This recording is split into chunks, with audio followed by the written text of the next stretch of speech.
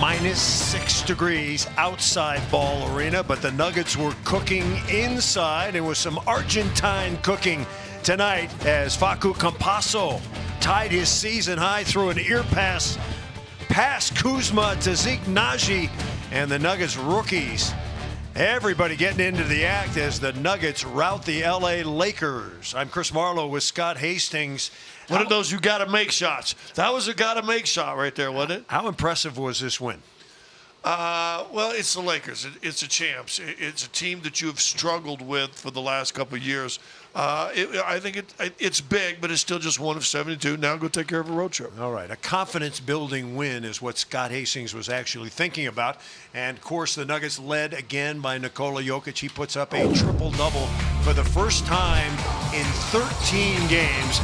And he had most of it in the first half. Well, yeah, he didn't score in the second half, but all of a sudden he started rebounding and throwing assists. I mean, you could tell early he was on point with some of his passes, and he was always around the rim, and he did a good job in chasing those down.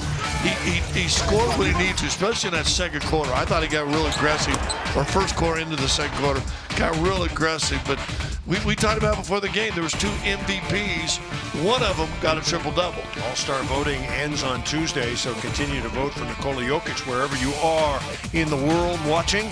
Of course, LeBron James, very close to a triple-double tonight. Didn't quite make it, and you thought he might have been searching for that triple-double tonight. I thought there was a couple times that third quarter, he looked like in fourth, he was kind of passing around. I'm like, he's not trying to drive. But listen, we mentioned, like I said a while ago, 2 MVP candidates, and LeBron James is always going to be that. In fact, when he retires, maybe they want to give the trophy, just put his name on it or something. But he was phenomenal. A lot of guys are tired of defending.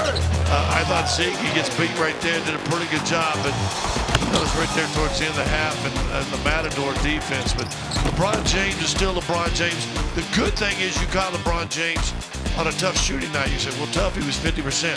Yeah, but he was 0 for 5 from the three-point line. You see, he missed 3 free throws, too.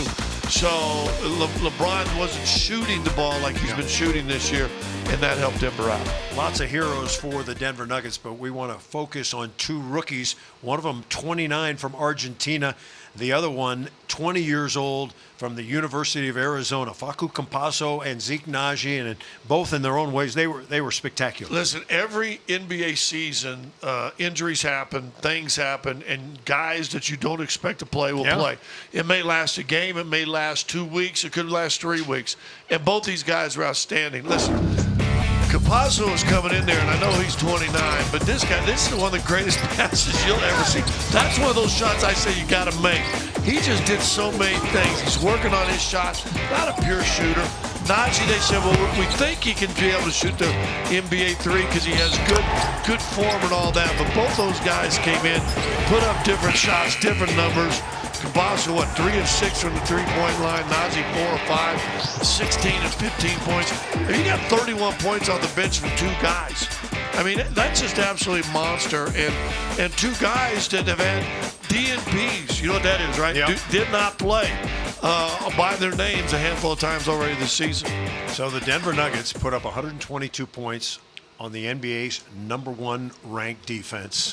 That's the end of our Toyota game recap, and it was a good one, wasn't it? 21-5 if they score 120 points every game, by the way. All right. Scott Hastings says offense. Bill Hansick says defense. I say offense, defense, and special teams. Don't forget Tuesday.